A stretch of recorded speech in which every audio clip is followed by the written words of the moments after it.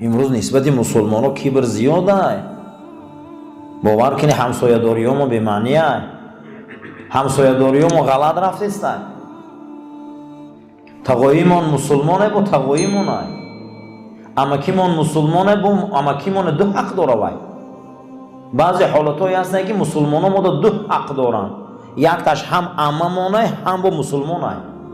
مسلمان با مسلمان برادر است یا نه؟ شوخی نیست. کبر و منمنیامون خیلی زیاده. خیلی حق پوشانده استیم. خیلی حق پامال میشود. هر کس حق میپوشونه. هر کس حق پامال میکنه و متکبره. اولین بار ابلیس کاری کنه. برای همین رذیل ترین اخلاق این چی بوده؟ کبر. کبر چرا میزایده؟ غروره. کبر چرا میزایده؟ غروره. غرور چیه؟ فریب. آدم متکبر شوه همین دنیا رو بسیار چه میگه دروغ فریب کی رفت اومده دیده یوخه کی این کرد کی اون هزار گپو زبونش میبیو. این بچه کبر بده غرور. به هر دیگه یا جوی میشدین به خودخواهی را تولد میکردین. من خودم قارون پیش میبین میگن زکاتو تا نمیتی آخه آیین عیسی رو یاردم نمیکنی میگه علما عندی این همش ایخما این پولا ایخما میگه تنگو ایخما. آدم وقت متکبر شما میگه همش ایخما. کدوم بود من این کرده؟ کدوم بود من چی داده؟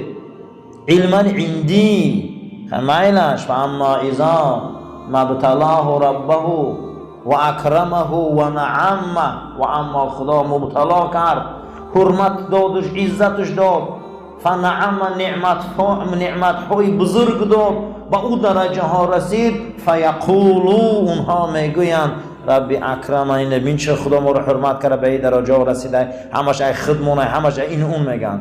و اما اذا مبتلاه فقدر علیه رزقه اگر رزقشون کم کردن کشلاکاشون سوس شده با سوداهاشون ضعیف شده کارشون برار نگیره میگه فربی احانم خدا ما نیفتاد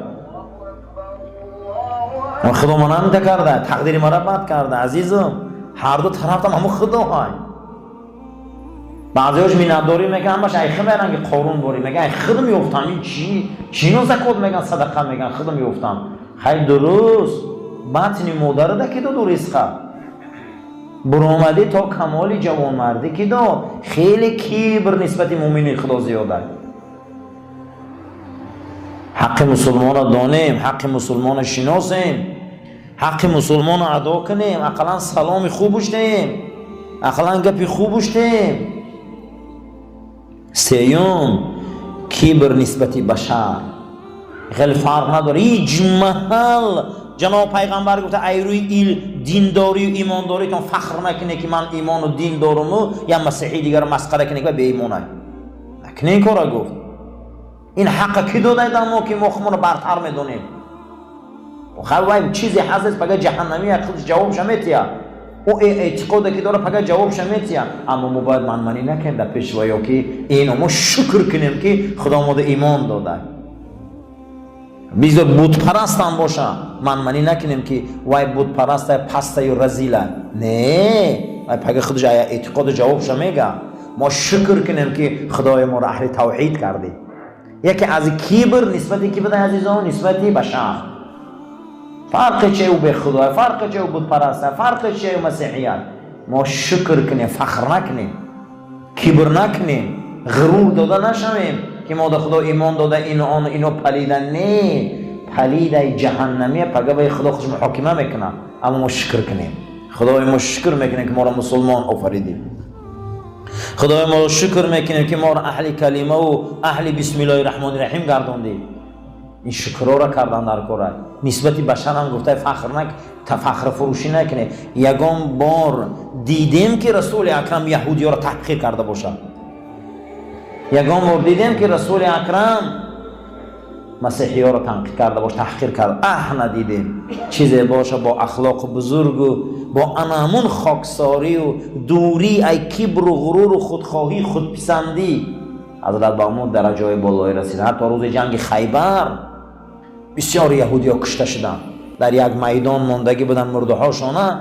به حضرت امر کردن که زناشون جواب تهیه. صحابه همین زنا رو به پیش مرده ها بردن که صدای گریه بلند شد. میگه حضرت هم چیکار کرده شما؟ گفت که زنکار هم تا گذراندیم جسدا را دیدن. حضرت هم سرخ شدن که من شما را گفتم که به این رهبره، شما را کی میگه که به پیش مردای هم آبره؟ چیزی هم که نباشه وای امکی شیوخی وای تقویی شای وای شوهر شای. همینو اسیر غلطی دادم. من به این رهبره گفتم مردهاشون نشان نده. حتی حضرت سرزنش کردن که همون کافر و به ایمان مردهش نشان نده، همون را تحقیر نکنه شما. همون روزی که حضرت عمر آمدن بیت المقدس فتح کردن، بعد از او بلند کردن دستشون نمیتن، گفتن شما ذمی کی نمیگن؟ گفت کسی که دولت اسلامی همون دولت خلافت ده حق مسپاره ماهانه جزیه شمیتیه، تمام حق و حقوق و امنیت شما دست ما ده. پیامبر ما گفت که ذمی در ذمه الله های، ذمی در ذمه رسول الله های، ذمی در ذمه خلیفه های. کسی شما را آزار میتیه گو خدا و رسولش آزار داده، من نداده، من جواب میتیم. برای همین نسبتی بشر ما تکبر نباشیم عزیزا، شوخی نکنه. اینو مسیحیه، اینو یهودیه، چه خیلی مالش میخری، پولش میخری، فریبش کن گفته خیلی عقیدار نکنه. در کجای آیینی ما آمده ای؟ در کجای تعلیمات دینی ما آمده ای؟ این کبر نسبتی بشر میگن. درجه های کبر چی درجه داره نزد خدا؟ چه عاقبتی کبر؟ پیغمبر خدا گفتن هر کسی که در دیلش به اندازه یک نخود اگر همین کبر داشته باشه، خداوند بوی جنت برای حرام کرده. محرومیت از جنت بده کسی تکبر باشه. ابلیس به پرگی از جهنم محروم شد. منافقان همین خیل، رسول غم دادگی همین خیل. کسی کبر داره در بدنش او از جنت خدا محرومه. بسیار اخلاقی رذیله. یکم محرومیت ای جنت و بوی او. دوم این نقض دانین که کبر نمودهای گوناگون داشته، همشه گفتیم. سیوم نمود کبر همین بده که تخت از جهت پوست و خون و رگ به برتر دانی. یک کس من یهودی ها همیشه خوشان ایزبری نمیدونن، حتی با درجه جدا کردن که گفتن نحن ابناء الله، ما بچه های خداییم. این جماعت جدا نکنه خطونا، ما زوریم، ما اینیم. آدم ها اصلا منطقه را جدا میکنن، قشلقه را جدا میکنن. و پیغمبر خدا صلی الله علیه و سلم گفتن که یگان عرب و غیر عرب فرق نداره پیش آیینی منده. یگان فارس به عرب فرق نداره، عرب به فارس، مگر به تقوا. و چی فرق میکردیم ما؟ یک جوگی اگر تقواش بلند باشه، ای هزار تا ملت ما بالا اگر تقوا داشته باشه اسلام ده. اگر یا روس مسلمان شما 5 وقت نماز در وقتش خونه و تقوا پیشه کنه، از ما عربای به تقوا خوبن. دینی ما دین عربی نیست، قسم به خدا. دینی ما ملت عربی در نمیاد، دین جهانیه. کسی تقوا پیشه کنه او این قد زندگی کنه، ای عرب بهتره. فقط قرآن زبان عربی خطی اومده ها، لیکن دین برای عرب نیومده. دین فقط برای عرب اومده. اگه اون راست شگوه اسلامی دین عربی نیست. دین تورات فقط برای یهودی اومده گه. من دین مسیحیت فقط برای خودشونه. اگر به چند دیگر قبایل را دعوت کردن، خصوصا یهودی ها دین برای خودی خاندان خودشون میدونن. اما رسول ما صلی الله علیه و سلم کافتا للناس برای بشر اومده گه. فخر کنیم برادرو که دین ما دین جهانی است. برنامه ما برنامه جهانی است. برتریت ما با تقوا است، با خاکساری است. معنی تواضع چی بوده؟ خاکساری. عربا وقتی که سر آورده در خاک مانی و دستات وقتی که سرت در خاک مانی و دستات در بین هر دوی اونها مانی، او را میگن که وضع الجبهت علی الارض. آدم روش در زمین ماند. همیره چی میگن؟ وضع. وقتی که همیره که وضع میگن، نام همین چی بوده است؟ وضع بوده است. تواضع هم از همین گرفته می شود که آدم خیلی پایان می بیاید، خیلی خودش می کشد. آدم وقتی که خیلی پایان آمد، خیلی خودش کشید، خیلی پایان کرد، از این دلالت می شود که انسان قدر خودش، منزلت خودش در پیش خدا معلوم کرده است. یکی از بهترین و بهترین خاکساری این نماز و سجده. خاکساری عزیزا لباس کهنه پوشی نیست. خاکساری او بدنی به صابون و بدنی به شامپون نیست. خاکساری او توفلی های کندگی نیست. خاکساری معنیش همین است که تا حق بندگی تا شناس، تا حق بزرگی تا شناس. تو کی؟ برای چی آمدی؟ برای چی همین زمین آمدی؟ مقصد از آمدن چی؟ همین را شناس. جناب پیغمبر صلی الله علیه و سلم فرمودند توبا لمن علم، خشا به حال اون مرد زنی که یک چی را دانا و فهمه. گفتن چیه؟ گو حضرت خشا به حال اون مرد زنی که سه چی را دانا و فهمه. جواب شتیه. گفتن چیست تو؟ گفت همین جواب شتیه که چی دا آمده؟ چی دا آمده؟ کجا می روه؟ از کجا آمده؟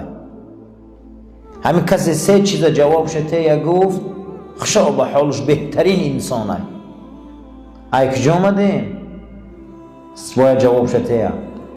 چی دا آمدیم؟ جواب شتیه. کجا میریم؟ جواب شتیه. کسی همین سه فلسفه رسول اکرم جواب شتیه سیری دنیا رو میفهمه. برای همین سه چیز جواب دادن کسی که همینه جواب نده و به اهمیتی کنه، یکی از کبرها همینه. اولین گناهی که خدا عبادت نشده بوده در عالم بالا این کبر بوده. این چی بوده؟ کبر. کی کبر کرد نسبت خدا؟ ابلیس. ابا و استکبر قرآن میگه. سرکشی کرد و تکبری کرد. خدا امرش کرد که سجده کن. آدم میگه نه تو را میکنم، آدم نه. چی باخی؟ این میگه پوست جدا میکنم، جنسیت جدا میکنم، آفرینیش جدا میکنم، قبیلش جدا میکنم، ملتچگی و نژاد پرستیش جدا میکنم. من از الله خلق کردی وای ای خاک بوی گرفتگی. وای کیه ما وای میکنم؟ تو من از الله خلق کردی او خاک بوی گرفتگی کیه که ما او را سجده میکنم؟ یکی از نمونه های کبر اینمی نجات پرستی و ملتچگی و قبیلچگی و قومچگی. وای کیه و من کیوم، وای سفیده و من سرخم، وای سیاه و من اینم، فلان فلان. اینمی کبر. این از ابلیس ماده بوده. ما در صحبتی گذشته ما صحبت کرده بودیم کبر نسبت خدا. یکی از کبرها تقسیم شده نسبت خدا. گفتیم خدا امر کرد که ای ملائکه آدم سجده کنه. همه سجده کردن الا ابلیس. کی سجده نکرد؟ ابلیس. و کان من الجین، قرآن میگه او از گروه جنیان بود. ففسق عن امر ربی، از امر پروردگار سرپیچی کرد. هر کسی فرمان خدا را گوش نکنه و تکبر. یکی از نمونه‌های کبر فهمیدین چی بوده؟ فرمان خدا را قبول نمیکنی. کسی نماز فرضه نکنه نخونه، کسی روزه فرضه قبول نکنه، کسی ستر عورت فرضه و قبول نکنه، کسی که حرام دوری از حرام فرضه قبول نکنه. عزیزا و متکبره. خب تکبر گمان نکنه که یک انسان فخر فروشی میکنه آدم وقت سلام علیکم. این نه، چند نمودی کبر بده.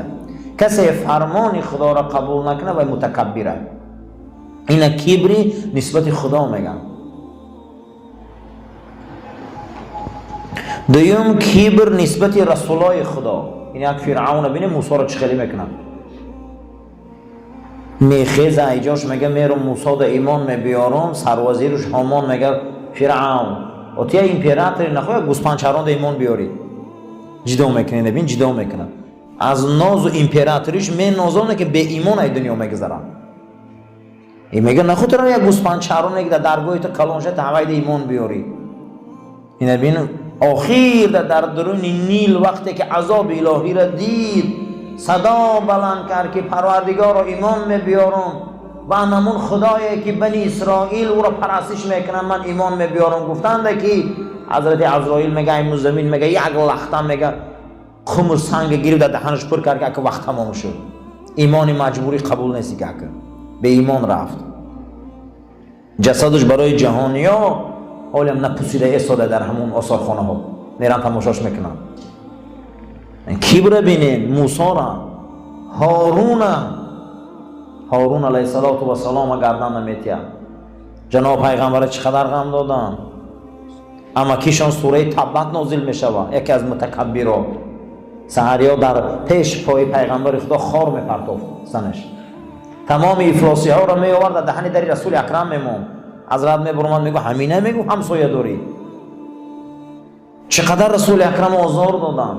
حتی بدبخت ابو جهل جناب پیغمبر مزمم میگو لعنتی، یعنی که مذمت کرده شده، بد دیده شده. پیغمبر میگه مزمم میگو. کجا شده از همون کبر، از همون حق پوشاندن ها، از همون برنامه های ظالمی جاهلیشون کجا رفتن؟ حتی خانه ابو جهل امروز در مکه حاجتخانه کرده. این عاقبت کبر. تکبر عزازیل را خار کرد. از سعدی میگه تکبر عزازیل را خار کرد، به دام لعنت گرفتار کرد. پیغمبر خدا صلی الله علیه و سلم فرمودند که میدانه که یکی از عادل های امتی من کیه؟ میدانه که یکی از عادل های امتی من کیه؟ 3 بار گفتن. صحابه گفتن که خدا و رسولش میدانن. گفتن یکی از عادل های امتی من کسی هست که در پیش یتیم پدر مرده و مادر مرده فرزندش بوسه نمیکنه. یکی از کبرها همین به دست نسبت خلق خدا که وای پدر محروم ای مادر محروم ای، در پیش همه فرزند نوازیش میکنی، یکی او زیق میشوه. در پیش همینا نکنی و میکاره. فرزندتان در پیش پدر مرده ها آغوش نکنی، در پیش مادر مرده ها آغوش نکنی، زیرا اینکه اونها زیق میشوند، زیقی اونها گو عرش خدا را میجمونند. کی میکنه امروز؟ خیلی از سنت حضرت دور موندیم، خیلی سنت حضرت خار کردیم. برای همین ما خودمون به معنی شدیم. حضرت علی کرم الله وجهه بالای منبر بلند شدن حضرت نگاه کردن جمعیت، گفتن روز میشه که مردم به قرآن رو میبیارن، قرآن اونها را یاردم میکنه، عزت میتیه، مقام میتیه. روز میشه که اینا از قرآن دور میشوند، قرآن اینها را لعنت میکنه، اینا خار میشوند، به آبرو میشوند، به عزت میشوند. با روز میشه و گفت که اینها به قرآن رو میبیارن، با در این دنیا راهبر میشوند و عزت مییابند. برای همین ما باید برادرای قرآن خیلی دور موندیم. چه به امروز ما خاریم، چه به امروز ما در نزد مردم گدا میتویم، به معنی میتویم، برای که ای قرآن خمون دور موندیم، آخی ای سنت رسول دور موندیم. اگر قرآن و سنت قد زندگی کنیم کو پروردگار خیلی اخلاقای ما را راست میکنه. کبر نسبت رسولای خدا، چقدر پیغمبرای خدا را غم دادن، چقدر پیغمبرای خدا را آزار دادن، تا به امروز وارثی رسول غم میتیم. شما گمان نکنی همون زمان هم غم میدادن. چقدر رسول اکرم غم دادن، حتی که تیار شدن که شب هجرتشون حضرت نابود کنن، در بسترشان علی کرم الله وجهه خو رفتن. این شوخی نیست، همه این قصه را خودتون میدونید. چقدر خدا با رسولش نجات داد، وعده کرد خدا که والله یعصمک من الناس جمیعا. ای پیامبر پروانه که من ترای تمام این بشر خودم نگاه میکنم. آیا آدم که خدا نگاه کنه ایده از هیچ کچ کار نمیبیو. اما بگر رسول اکرم رو آمدن به سری بلند مدینه منوره رفتن، از مدینه اسلام با مکه آوردن، از مدینه اسلام دنیا دا پهن شد. برای همین کبری نسبت رسول الله نکنیم. چقدر منافقا حضرت کبر کردن غمش دادن. یکی از کبری نسبت رسول الله همین است که کسی پیغمبری ما اگر باور نداشته باشه باید تکبر. کسی پیغمبر را قبول نکنه، کسی سنت رسول را باور نداشته باشه باید تکبر. کبری نسبت وصیهای رسول الله، پیغمبرها برای خودشان جاینشین موندن. بعد رسول اکرم جاینشین کی بود؟ صدیق اکبر. حضرت ابوبکر صدیق کی را موندن؟ فاروق اعظم کی را انتخاب کردن صحابه؟ عثمان. بعد عثمان کی سری وظیفه آمد خلافت؟ علی. بعد علی کی آمد؟ حضرت حسن. بعد حسن کی بود؟ حضرت معاویه. جهان دا آمدن همین خیل سلاله ها. کسی که وصیت های کردگی پیغمبر حرمت نکنه بای متکبره. من اکرم عالما فقط اکرمنی، چنین گفت آن رسولی مدنی. و پیغمبر یه حدیث گفته من اکرم عالما فقط اکرمنی. پیغمبر ده کسی عالمای دین من حرمت میکنه وای من حرمت کرده.